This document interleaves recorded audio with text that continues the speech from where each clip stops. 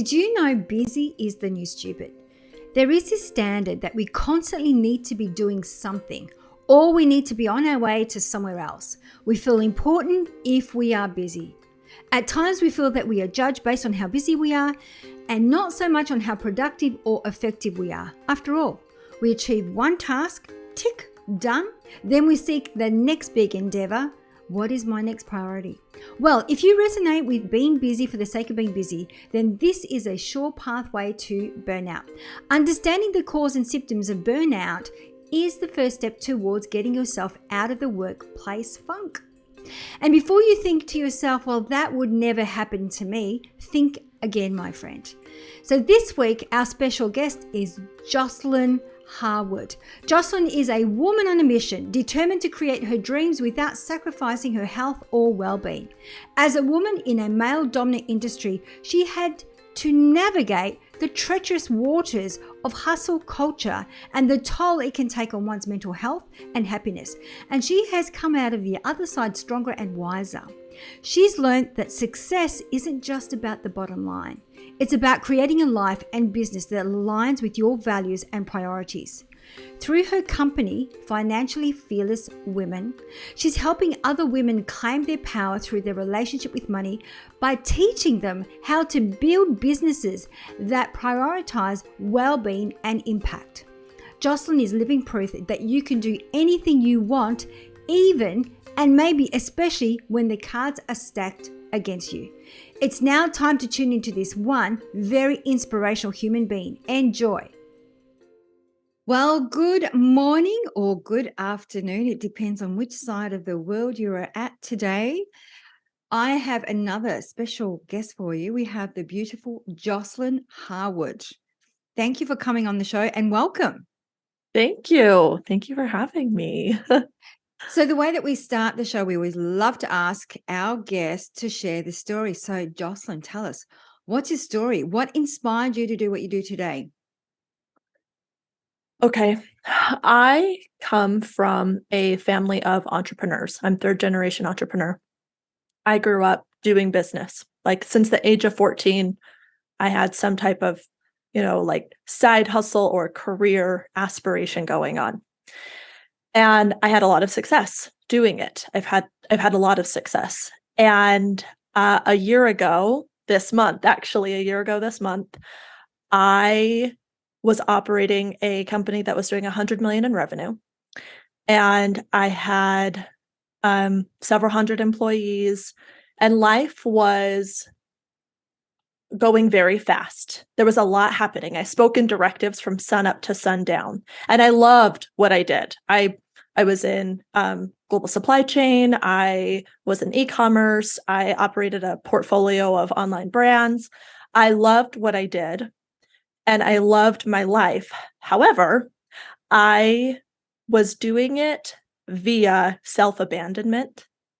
And a year ago, my body could not hold up anymore to the strain I was putting it under, which got me to this position now, which is realizing that all of that background I had in finance and money and entrepreneurship, while it was great, there was a part of the message that was missing, and especially for women, that was missing about the way to do those things that we love, operate the businesses and have that lifestyle that we enjoy, but without sacrificing our mental health and our physical health. And that is why I'm actually on your podcast today, is because that message right there is so important. I wish someone had sat me down when I was operating at, peak insomnia levels.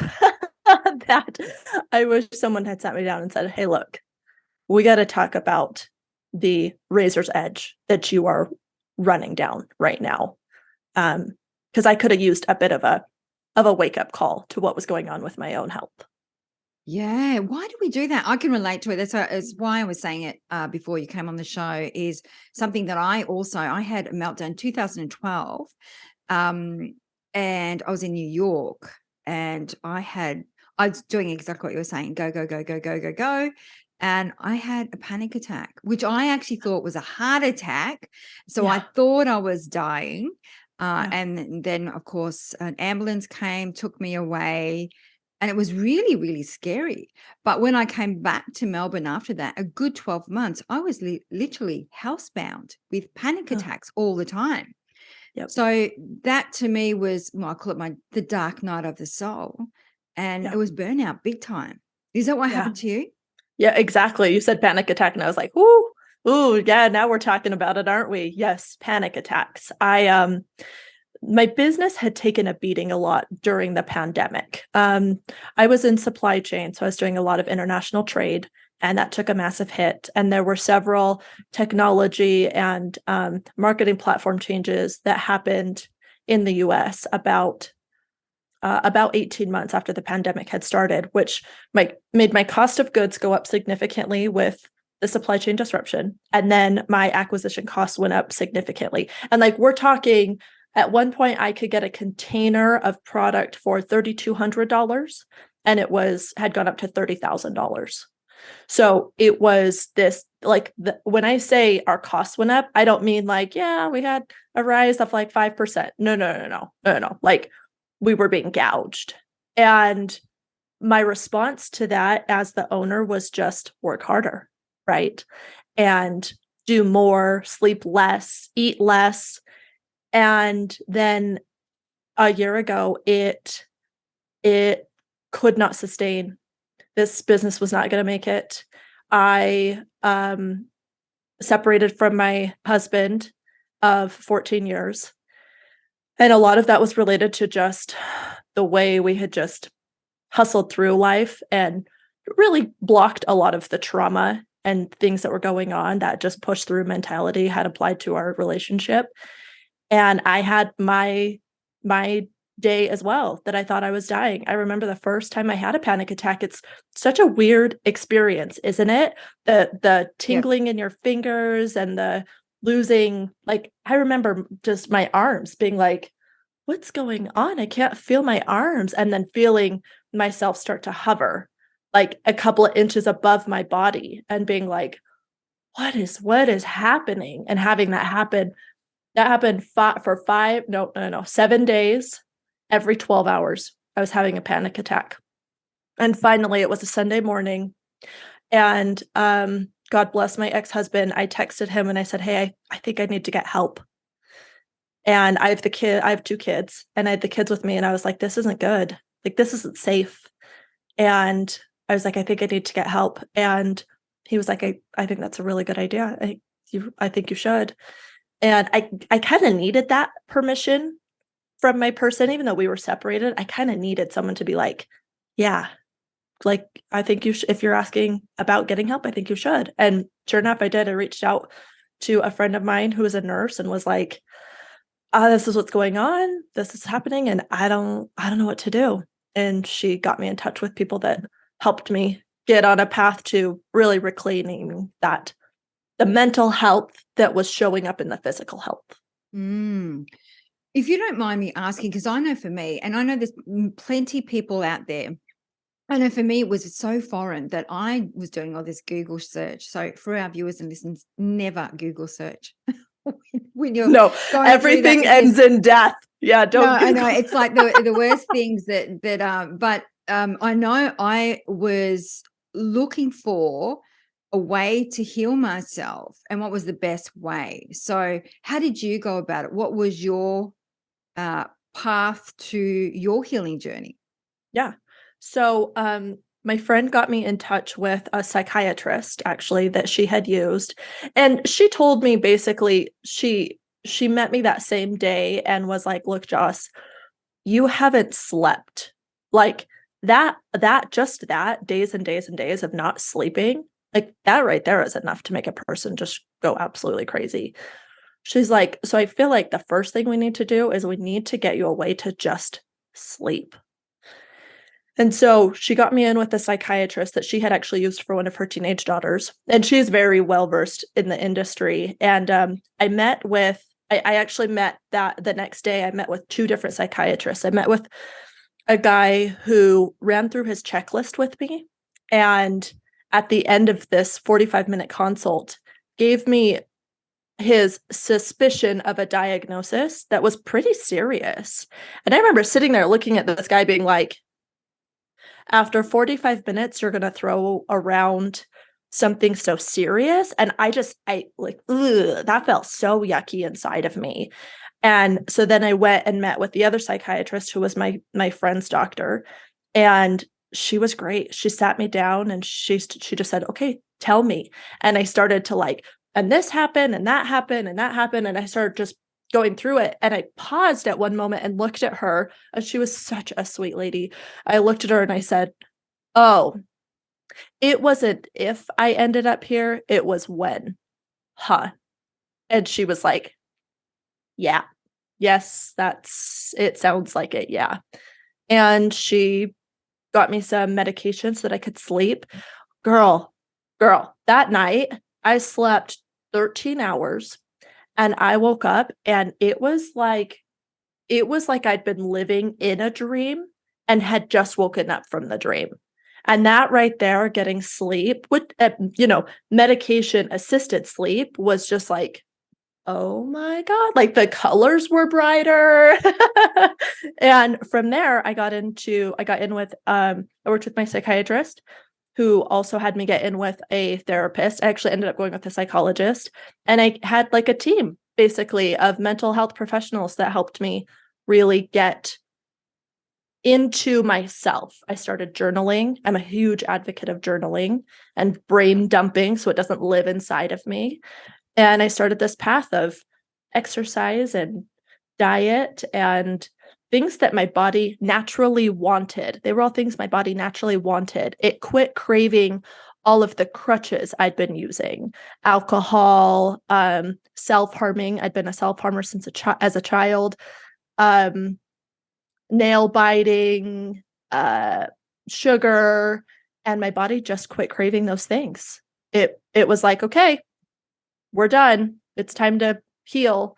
And so then I started journaling and working with my therapist and moving myself through this transition of my divorce and what do we do with the companies, because we owned, between the two of us, we were both entrepreneurs, we owned several companies, and how do we manage the estate, And a year later, man, it was painful. I wouldn't wish it on anybody, but man, I wish that everybody could experience this side of it. Yeah. This peace and clarity of self. Yeah. Isn't it? I love the way that you've just described that, because a lot of the times we fear of what is on the other side, the unknown, the uncertainty, and therefore we resist doing the things that we know is right for us.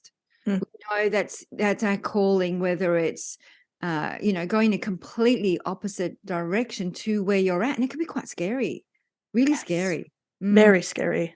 Yes. So, Jocelyn, what was your biggest lesson throughout that journey?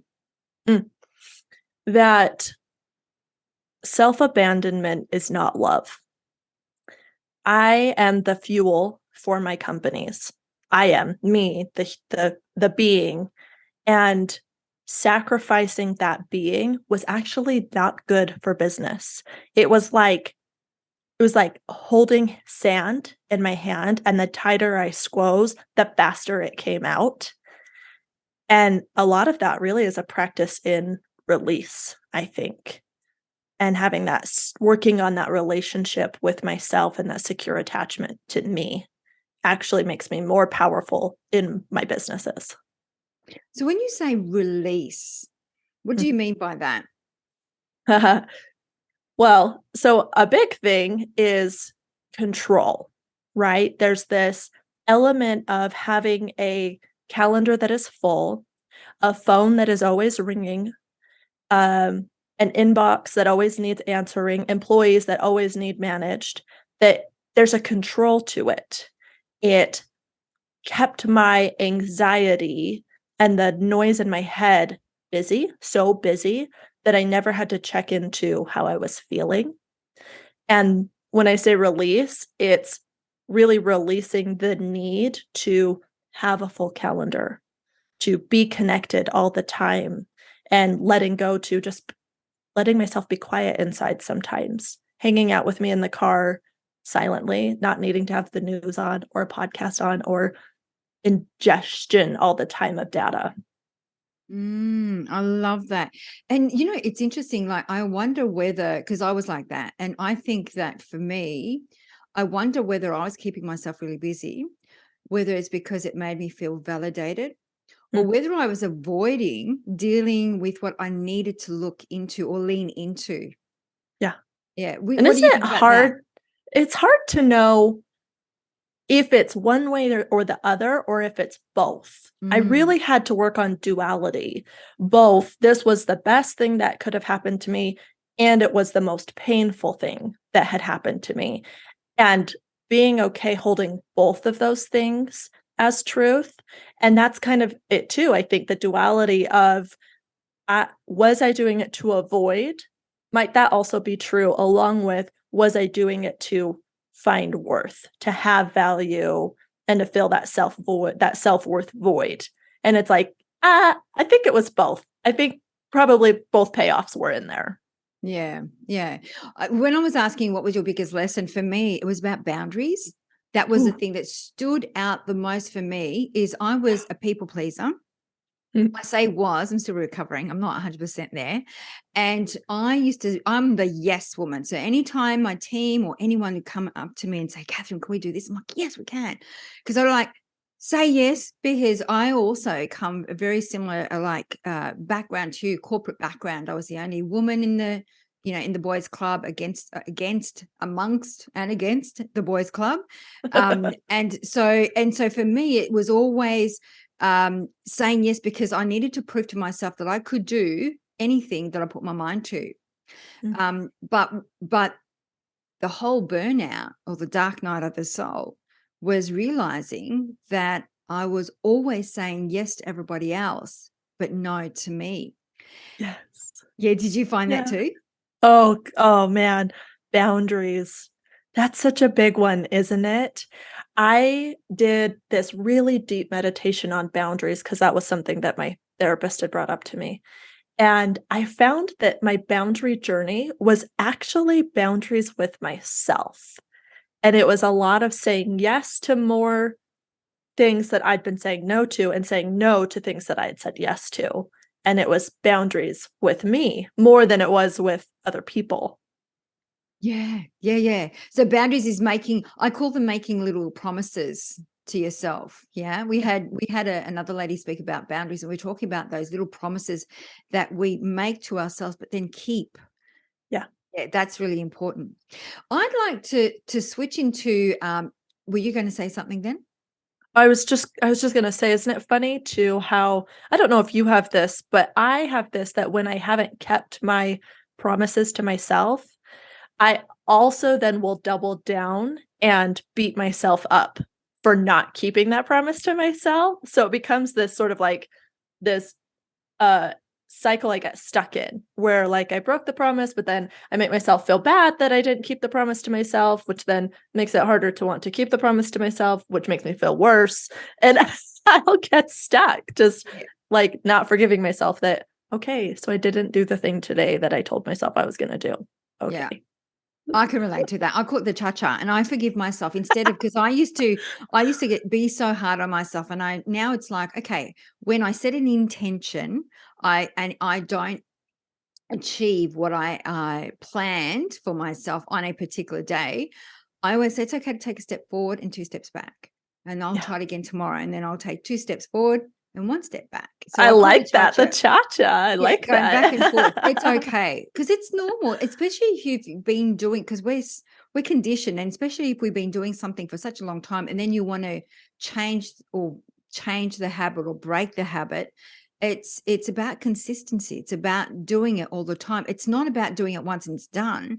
It's about the consistency of doing it until it's done. Yeah. Yeah, So true. So true. I'd love to. Before we came on the show, I was talking about I love financially fearless woman. So talk me through that title. That really stood Okay. out for me on your website. Yeah, it's catchy, isn't it? Very. I so I've been working for a little while with a presenting coach. She coaches a lot of the TEDx people in the US. And she was helping me work on this next vision because I was used to a background of corporate or entrepreneur, and like I was always managing a team, and all of my experience and personal development I always poured into my team, and I didn't really know how now to make it a broader audience of the general population of women who are looking to examine their relationship with money.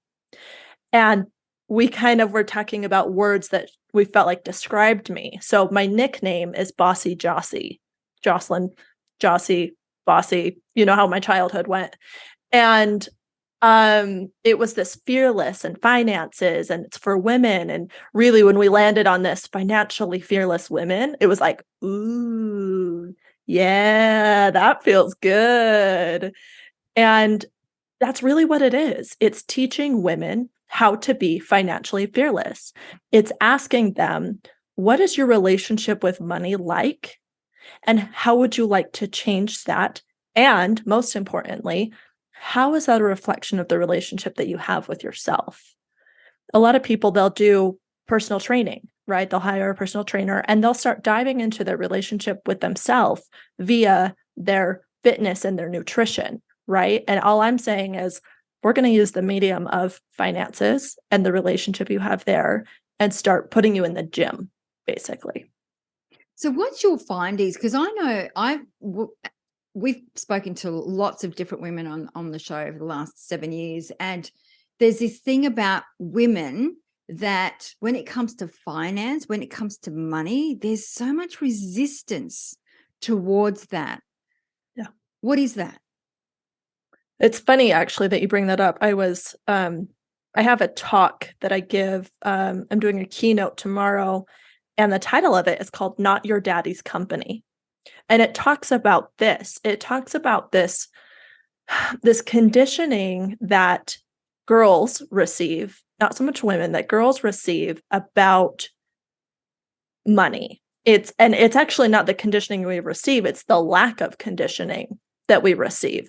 Our dads don't tend to talk to us, hence the daddy title. They don't tend to talk to us about tax strategy, career choice, what do you want to be when you grow up, right? It's more based around the relationships of it, who we want to be with, do we want to have children, all these things that are external to us and aren't really career or money focused.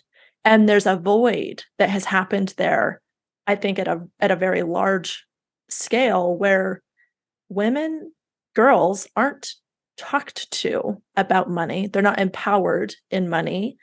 And a lot of them fall back on this idea that money is a man's job and that they'll be involved in the finances such that their spouse wants to sit them down and show them how to run a bank account, basically. And that's what we talk about. Yeah, that makes sense. When you think about it, I mean, not so much these days because there's a lot more women entrepreneurs, but back in the day, that was true. It was the man that would go out, do the work, bring the money, take care of the money. So it does make sense. But I guess, so how do we change that conditioning so that women are fearless when it comes to money? So the first thing I'll say is don't hate on the patriarchy.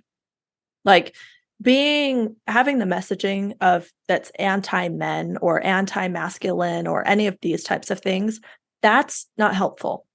It's counterproductive. And like, come on, we're talking about half the globe, really. Like, for me, the way that we change this is by being this. The way I teach my daughters how to be their own financially fearless woman is to be a financially fearless woman and to model it to them and to give them opportunity to have it be exposed to them. My daughter, so she's 10, and I have packed her around to all the business meetings, and she sat in conference rooms. She went to China with me and got to do some factory tours. That was crazy pre-COVID. And she's really been exposed to a lot of money and money talk. And now that I'm doing the single mom life, even more so, she's seeing me sit down and go through line item by line item all of the things that are going on with us. Because before it was I was operating at such a high speed that I had outsourced a lot of things. I had a maid and a nanny and a financial team and all of these things. So she's really getting a more day-to-day exposure to it now than she ever had before.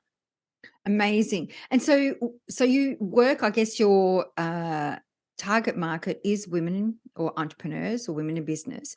Yep. So how do you work through them when you find out, okay, so they've got obviously some obstacles around money or their relationship with money. Yep. What's the next step?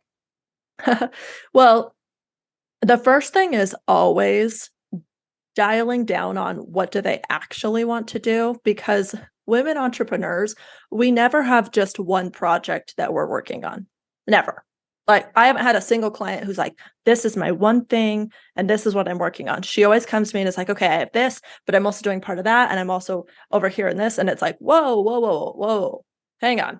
That's what you just described to me is not humanly possible to accomplish. So let's dial down into which of these do you actually want to do? Which of them are going to fill your cup, not deplete it? Because a lot of times what they find as they go through that, and it's a work on value systems and belief systems, really is what it comes down to, and boundaries. And what they find is that several of the things that they had put on their plate, they did out of a fear-based decision-making process. I will never get this opportunity again. This will let the people down that I need for these other projects. And so if I don't say yes to this thing, that they won't say yes to these other things. And it really dials down into a scarcity mindset, honestly. Okay, so then you've got the scarcity mindset. How do you then help them shift the scarcity mindset?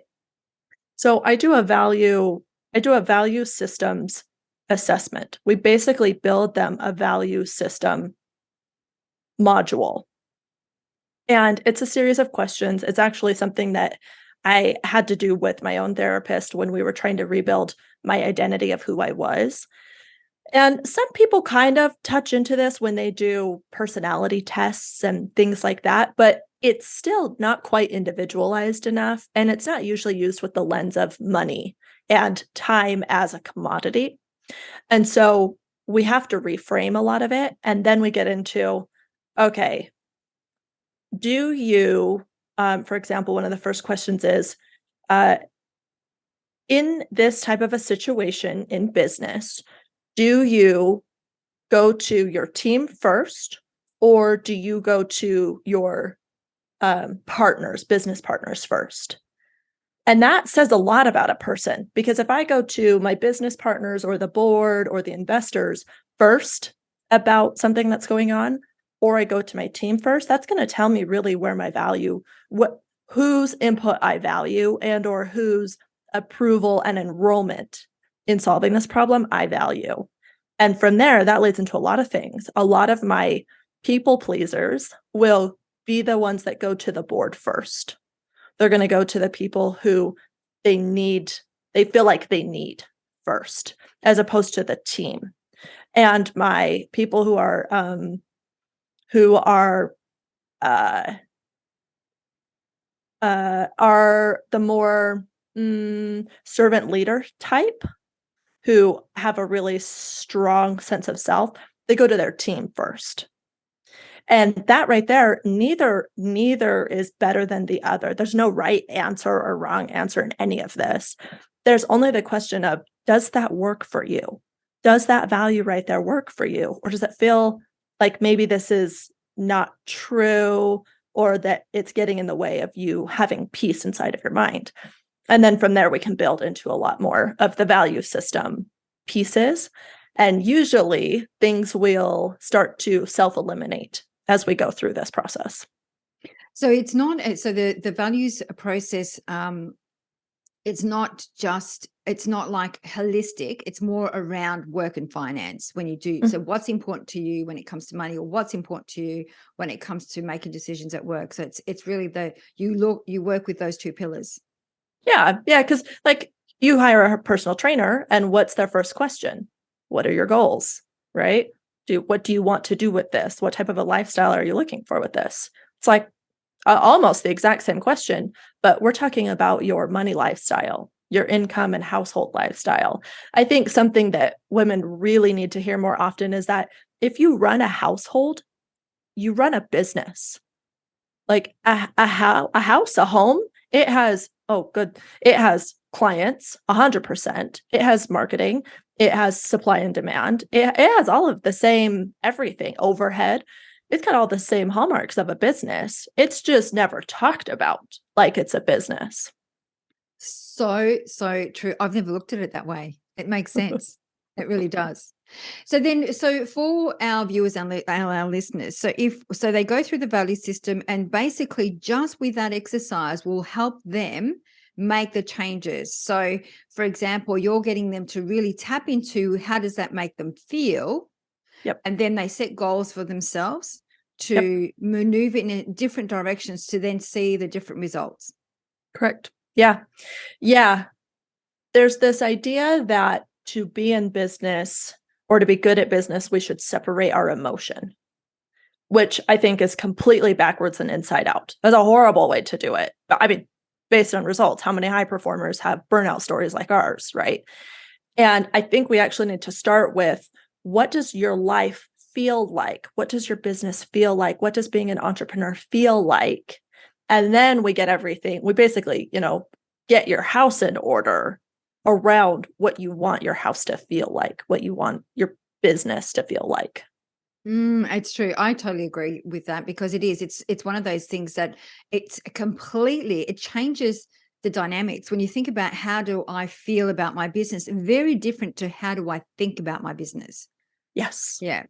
And do you find, because when you were talking about entrepreneurs, it's true, they always have many projects to work on, including myself, right? And I always say that we can only do one thing at a time, because what we're actually doing is we're spreading the energy that we are putting into a project into so many different directions. We're not really giving the benefit of the doubt if we work with one only. So we are getting better and saying this is what we're going to do. Like over the years, if I look at being in business since 2009, we've really, instead of doing everything, we really finalized what we do, which is literally we're just, our sweet spot is leadership and coaching.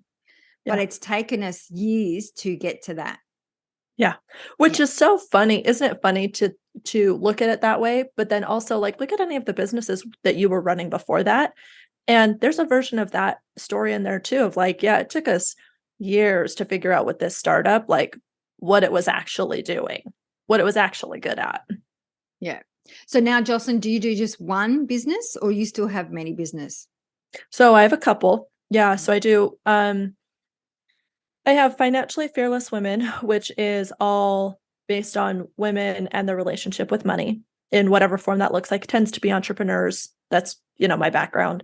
And then I also do a company called Based on Results Consulting. And that's when I go into small businesses themselves and help the small business. A lot of what I'll find is a lot of small businesses, they have certain glass ceilings that are pretty predictable. They hit right before they hit 1 million in revenue, XYZ things tend to break. And then before they hit 5, and then before they hit, 15. And I only know that because I've grown companies up into those. Let's see, the first one was 80 million, and then the second one was 100 million. And so I only know that because I have done it with startups several times before, that it's like, okay, so you don't know this, but I know this, that coming up for you, you're going to have this issue and that issue.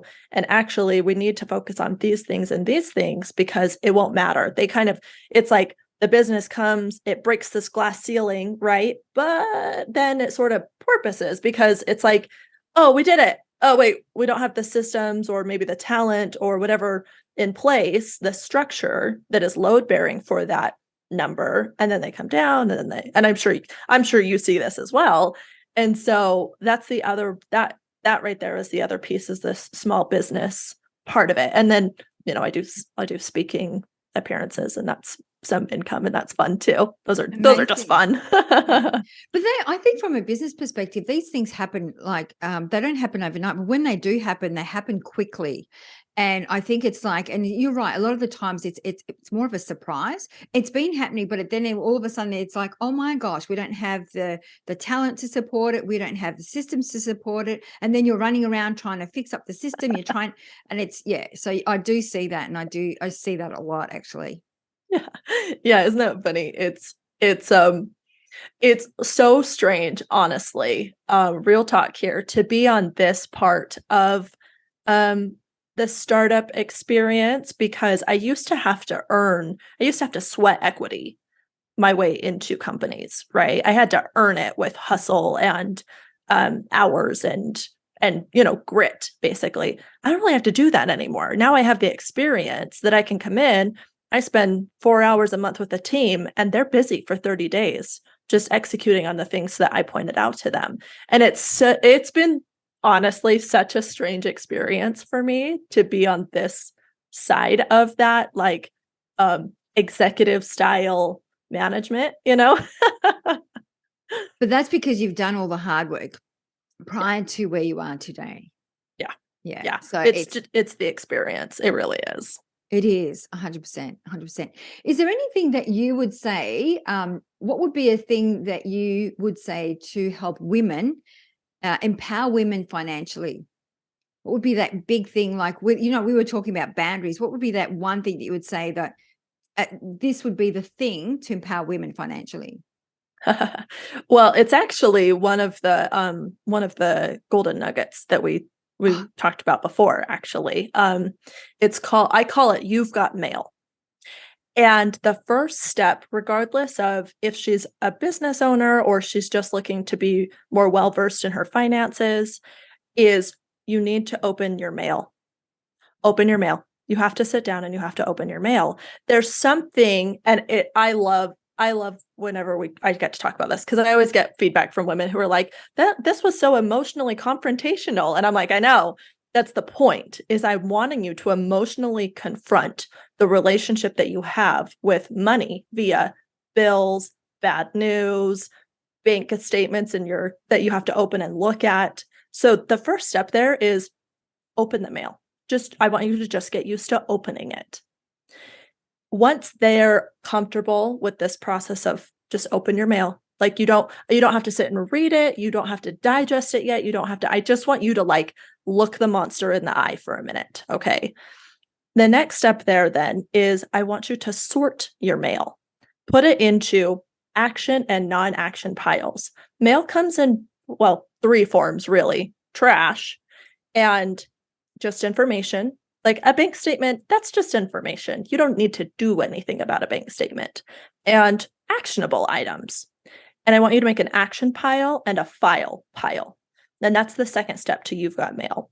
And then the third one is action. You have to block out time in your calendar to sit down. Doesn't matter if it's a Saturday morning or a Monday morning. You have to block out time and action those items.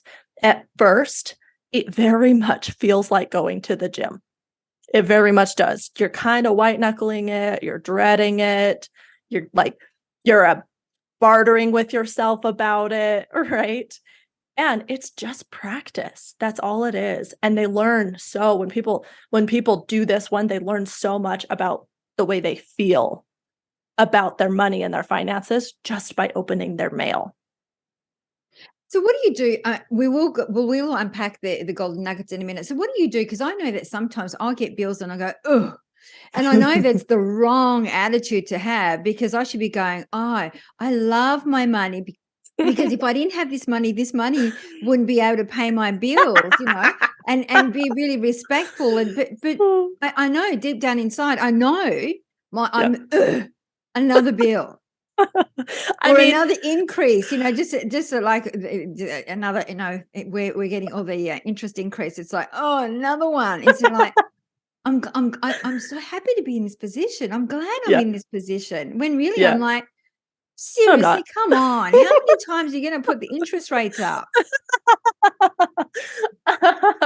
Well, I usually compare that to like eating your veggies. Like I know I should. And there's some vegetables that I'm like, actually I kind of like that one, right? But on the whole, I don't I don't like eating my vegetables, and on the whole, I don't like getting my butt to the gym. Like, would I so much rather stay in bed on cold winter mornings that like I'm having here in the mountains? Yeah, and there's just nothing to it. There just isn't. It's like, okay. And actually, one of my favorites is Mel Robbins. She does the 5, 4, 3, 2, 1 countdown in the mornings, and that's just like, that's it. Sometimes it's just like you do it because it's good for you, not because you love it. And no amount of mindset mentoring is gonna make you love eating your veggies or opening your mail. Yeah, it's true because I'm like, oh, Catherine, you should be grateful that you're in this position where you're actually paying off a property rather than not being in that position. So I try to sweet talk the whole when I'm really experiencing deep down inside. Well, I believe in a reward system, right? So sometimes, like tax season. Oh, tax season, when you're an entrepreneur, tax season's the worst. It's the worst. There's just no getting around it. And I've hired the really expensive teams to manage all the things for you and stuff. It still sucks. And there has to be for me some type of a reward system to it, right? If I really hate this thing I'm going to do, okay, we get to have a reward this time. And sometimes it's something really simple like after this, you get to, for me, it's like after this, you get to watch a show. Like I love the Great British Bake Off. I love that show. And sometimes, like, okay, after I do this thing that I hate for several hours, then I'm going to watch some Great British Bake Off and like give myself that break and that permission to have that break, you know? And so I honestly, sometimes I'm like, you know what? It's okay to do a reward system with it. You don't have to just always like, nobody cares, work harder, mental toughness through it. Like, meh, I'm human. I love the reward system. So now that you've shared one of your golden nuggets, which was you've got mail, and that's the way that we always wrap up the show is to ask our guests to share 3 shiny golden nuggets with our tribe. So what would be the other 2 shiny golden nuggets that you would like to share with us today? Okay. So a favorite of mine is an exercise that I call outcome setting. So what you do is you take a lined sheet of paper that is blank and you draw 2 lines down on it. So you separate this paper into 3 columns. And in the first column, you're going to write a fear or a fear or a situation that's stressful or something that is just really weighing on you, something that you're worried bad things are going to happen. I'll take the example of like a business going bankrupt. Okay, it's a kind of extreme one, but it's easy. So the fear I have is my business isn't going to be successful. Okay, there's the first. I write that in the first column. And then in the next column, I write things that I can do to mitigate my business not being successful, right? And in there, I'm writing, hire talent and manage my cash flow, since cash flow is the number one thing that sinks small businesses, bad cash flow management. And then in the third column, what I'm writing about is ways I'll recover if that bad thing does happen. And it is incredible when someone sits down, and I love when I get to watch this from the outside, because their body is their tense as they write in the first column. And then they loosen a little as they write about ways they can mitigate. And then they loosen a lot as they write like, oh, well, if the worst thing happens, here's how I would recover from that. And it's actually a version really of looking the monster in the eye the way that opening your mail is, because now you're just looking at this fear you have and really looking it in the eye and then giving yourself tools and power against this thing that's kind of hanging out in the back all the time. I love that. I do something. Well, I say worst case and best case scenario. So when I have a situation, I look at that, I'm like, okay, what's the best case scenario? What's in my control? What's tangible? And what's Yep. the worst case? When I know what the worst case is, if I'm okay with the worst case, it takes away the fear. It really Yeah. does. It's like, it's Yeah. almost like I'm okay to do this now because Yeah. I'm okay if it all fails. This is the worst thing that could happen to me. And there's something to really saying it out loud or writing it down. It just makes it real tangible, but then also separates you emotionally from this thing because it's like, oh, well, there it is. And it's actually not as bad as I had it when it was just hanging out over here as this, monster in the closet. Yeah, I think the way I look at it is you're externalizing it. Because we're keeping it inside, we're internalizing it. I think we can make a monster out of it. So Mm, the whole fear piece, and oh my god, and you get into that loop that we were talking about, that mental loop that we're yeah. constantly repeating the story. Whereas when Yeah. you put it on paper, you're externalizing it, and I think it gives you a different perspective and it shifts your paradigm. Because when you look at it, you're going, oh, okay, now it's not that bad. Yeah. I love that. Totally. Mm. Totally. Yeah. Yeah. Yeah. So what would be Yeah. your third one? My third one, actually, it's funny that we brought this up because the third one is called Keep Your Word. And we were talking about boundaries. So I talked about how I'm a big journaler, and also I will go into beat up mode a lot. So what I'll do at the end of the day, or even at the beginning of the day, if I wake up and I'm feeling kind of off, kind of like having a hard time with motivation and just feeling kind of down and yucky, which happen where I live, we get a lot of cloudy days in the winter, a lot of days of no sunlight. And it's helpful to sit down and say, okay, what are the ways that I kept my word to myself today? And I'll write those down. And what are the promises that I broke with myself today? And I'll write those down. And I even have to go with myself, I even have to go so far as to say, what are the boundaries that I let be crossed by myself or others today? Because that's tied up in the promises thing. And then I look at those and then I go through and I write myself a little forgiveness note. Like, okay, I am proud of the things I have shown up for. And I forgive myself for allowing, and then I go through and I list off these things, this allowing myself to stay in bed, doom scrolling instead of going to the gym, right? Or honestly, pick a thing for yelling at my kids, or being emotionally vacant with my partner. It can apply to so many realms, and it doesn't have to be just like, what were your goals today and which goals didn't you hit? I think that's too sanitary. And it again is about thinking and not about feeling. Yeah. So I'm going to ask it because you don't have to answer it. So through doing your journaling and putting that on paper, are you seeing that at the start? Did it bring to light that you were breaking your promises to yourself a lot more than what you do now, let's say? What was surprising, actually, so I've been doing this for a year now, and what was surprising was the sophisticated way I would try to maneuver myself out of just saying, yeah, I broke a promise to myself.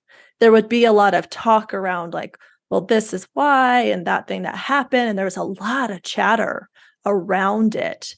And that was basically myself trying to preemptively protect me from feeling bad about myself or disappointed about myself.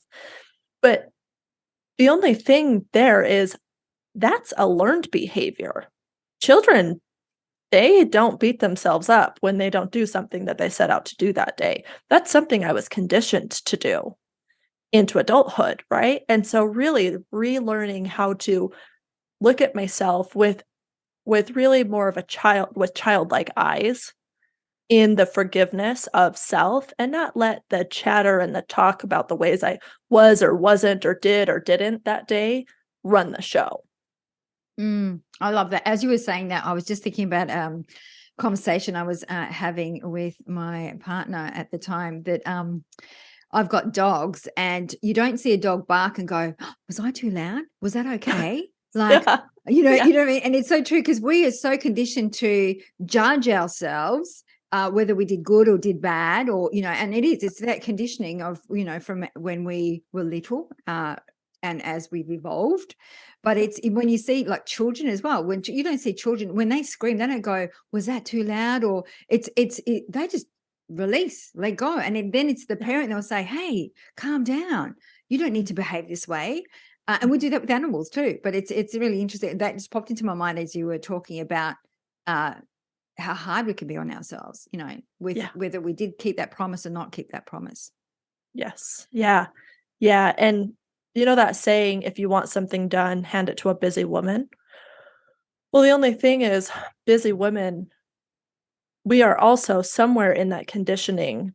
We are also taught that if we do something bad, it means we are bad. And they're not the same thing. And so it becomes this really vicious cycle of being the capable one, but capable people are rewarded with more to do, usually. And then when they can't do it all, they spiral out into this self-deprecating talk, right? About how they're not enough and how they're bad because they made a mistake. And then to pull themselves out of that talk, they need to find the worth, right? They need validation. And so they'll perform again. And it's just exhausting. And it's so bad for you. You'll see it show up in physical, in skin and hair and nails and Mm. sleep, but all Yeah. the thing diet, Yeah. That's why we have to learn forgiveness as often as possible. And especially, I think, because especially when you become more aware of, like I always talk about, we're walking, talking programs and patterns. And when we start making those changes, we have to, this is where the ChaCha came into it. We have to be kind to ourselves, that Mm. when we go about our day and we want to change specific things in our life, these things take time. Oh, It takes some time for the brain to adapt, yep, and go, oh, okay, and to turn it into a habit. But in the process, if you're going to torment yourself, you're going to impact every aspect of your life, not just physically, mentally, emotionally, spiritually, but externalize what you are currently experiencing, which yeah, is not good. yeah. And you'll hear me rail all the time about hustle culture narrative because there's this idea that if you do enough, make enough, earn enough, own enough, that you'll be enough. And this girl had the things. I had the multiple homes, the multi-million-dollar home, the toys, the parties, I had all the things, the awards, and it didn't matter. It still didn't matter. I still sat in that big glass palace up on the mountainside with its amazing views and was like, I'm so lonely. I feel so tired. I can't even enjoy this stuff because I was still stuck in that exact cycle. Yeah. What a great place to start though, right? That awareness, right? That's amazing. And a lot of people do that. A lot of people think that if I had a bigger car, if I had more money, I'd be happy, but happiness comes from within, not Yeah. external. Yeah. Yep. Yep. Thank you for sharing that. So Jocelyn, where is the best place for our tribe to find you? I am the most actually interactive on my social media channels. So you'll find me on Instagram at Bossy Jossie. We're shocked. Love it. And at Facebook, Jocelynn Harward. And then you can always go to my website, financiallyfearlesswomen.com, and learn more, see events that are coming up, see podcasts that I've been on. Amazing. Jocelyn, and we'll have all of those in the show notes too. I can't thank you enough for coming on the show, sharing your story. It's been amazing. And I could relate to a lot of the stuff that you were saying. And I'm sure our tribe will too. So thank you so much for your time, your energy, and sharing your wealth of wisdom. Oh, you are so welcome. Thank you for having me. This has been really, really great. Thank you.